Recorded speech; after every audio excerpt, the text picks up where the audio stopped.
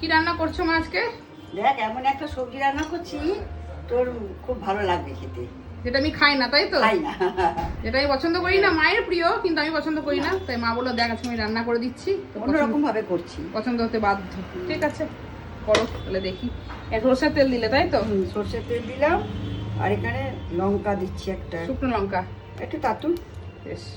তেলের মধ্যে একটা শুকনো লঙ্কা আর একটা কালো জিরে ফোড়ন দিলাম। এবার দেখ এই সবজিটা কি সবজি বল, তুই বল। চাল কুমড়ো। চাল তাই তো? হ্যাঁ। ঠিক আছে, করো দেখি, খাবোই আজকে চাল কুমড়ো, যেমন বলেছো। পছন্দ করি না আমি একদমই। দাও, এর উপর দিয়ে দিয়েছো, তাই তো? হ্যাঁ, তেলের মধ্যে দিয়ে দিলাম। অনেকটাই তো করেছো। না, জল বেরিয়ে যাবে। এবার এই চাল কুমড়োটাকে একটু নেড়ে চেড়ে ভেজে নিতে হবে তেলে। এটা একটু ভাজা হচ্ছে, এবার আমি একটা মশলা বানিয়ে নেবো। এই যে মশলার মধ্যে কি কি আছে দেখো। দেখো, সর্ষে 1 চামচ, সর্ষে 1 চামচ পোস্ত, 2 কাঁচা লঙ্কা, একটু ঝাল ঝাল হবে, আর একটুখানি আদা। এটাকে জল দিয়ে বেটে নেবে। বেটে নেবো। চাল কুমড়োগুলো দেখো বেশ নেড়ে চেড়ে ভালো করে ভাজা হয়ে গেছে। এবার যে মশলাটা মা বাটলো সেটা এবার এর মধ্যে দিয়ে দেবে, বেটে রাখা মশলাটা। মশলাটা দিয়ে একটু নাড়িয়ে নেব।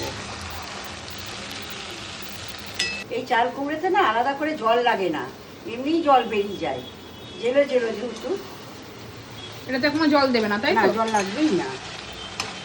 ভালোই তো হয়েছে লুকসটা। দেওয়া হচ্ছে হলুদ গুঁড়ো আর লঙ্কার গুঁড়ো, আর দেওয়া হচ্ছে এখানে স্বাদ অনুসারে নুন আর মিষ্টি। নুনটা বেশি নাকি?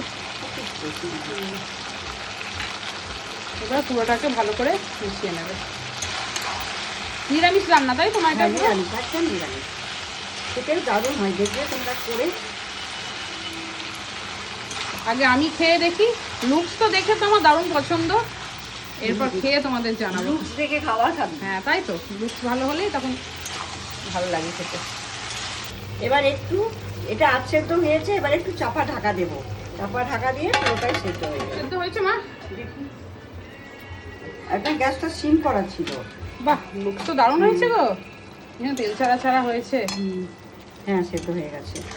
ভালো করে মিশিয়ে নিতে হবে। এবার গ্যাসটা বাড়িয়ে একটু নেড়ে নিচ্ছি, এটা গায়ে লাগা লাগা হবে তো। এবার মাখো মাখো করে নেবো। মাখো। দারুণ লাগবে খেতে কিন্তু গরম ভাতে। হ্যাঁ, হয়ে গেছে একটা। রান্না কমপ্লিট তো? হ্যাঁ হ্যাঁ, এই তেল ছাড়া ছাড়া হয়ে গেছে। তৈরি হয়ে গেল চাল কুমড়োর একটা অন্যরকম রেসিপি। চাল কুমড়োর এই আইটেমটা তোমরা একদিন বানাবে, আর আমি কেমন বানিয়েছি তোমরা কমেন্ট করে জানাবে।